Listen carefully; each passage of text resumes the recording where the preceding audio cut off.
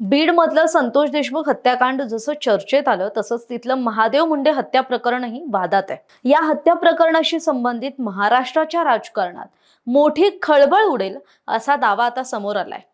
ते म्हणजे मागच्या वर्षभरापासून गाजत असलेल्या महादेव मुंडे प्रकरणातल्या संशयित आरोपींची काही दिवसांपूर्वीच नार्को टेस्ट आणि ब्रेन मॅपिंग करण्यात आली होती। यातील संशयित आरोपींनी नार्को टेस्ट दरम्यान धनंजय मुंडेंचं नाव घेतल्याचा दावा राष्ट्रवादी काँग्रेस शरदचंद्र पवार पक्षाचे नेते राजाभाऊ फड यांनी केलाय। नार्को टेस्टचा रिपोर्ट पोलीस जाणीवपूर्वक दडवून ठेवत असल्याचं सुद्धा त्यांचं म्हणणं आहे। गुरुवारी घेतलेल्या पत्रकार परिषदेत राजाभाऊ फड यांनी आरोप करताना म्हटलंय की महादेव मुंडे यांचा खून हा धनंजय मुंडेंच्या सांगण्यावरूनच झाला अशी माहिती मिळाली आहे।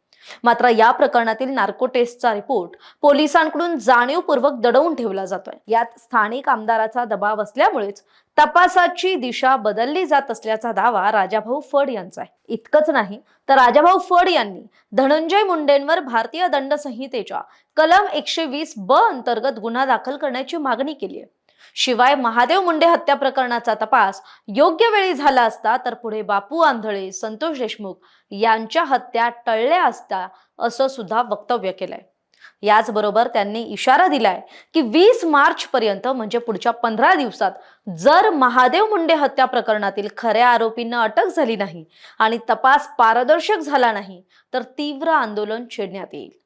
दरम्यान दुसऱ्या बाजूला कृषी साहित्य खरेदी आणि ऑफिस ऑफ प्रॉफिट प्रकरणात सामाजिक कार्यकर्ते अंजली दमानी यांनी केलेल्या आरोपांबाबत राज्य लोकायुक्तांनी मात्र उच्च न्यायालयाच्या निकालाचा आधार घेत दमानी यांच्या तक्रारीत कोणतेही ठोस पुरावे नसल्याचं सांगत धनंजय मुंडेंना क्लीन चिट दिली आहे।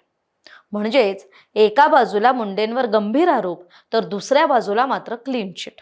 तरी आता फड यांनी केलेल्या या गंभीर आरोपांमुळे राज्याच्या राजकारणात खळबळ उडाली आहे हे नक्की। मात्र आता नार्को टेस्टचा रिपोर्ट हा नेमका काय सांगतो, हा तपास पुढे कोणत्या दिशेने जातो आणि पोलीस या आरोपांवर काय भूमिका घेतात हे पाहणं महत्त्वाचं ठरणार आहे। शिवाय या सगळ्यात सर्वात मोठा प्रश्न एकच आहे की या सगळ्या गंभीर आरोपांवर माजी मंत्री आणि परळीचे आमदार धनंजय मुंडे काय भूमिका मांडणार याकडे सबंध महाराष्ट्राचं लक्ष लागलंय। तरी आपल्याला याविषयी काय वाटतंय, आपली मतं कमेंट बॉक्समध्ये कमेंट करून जरूर कळवा।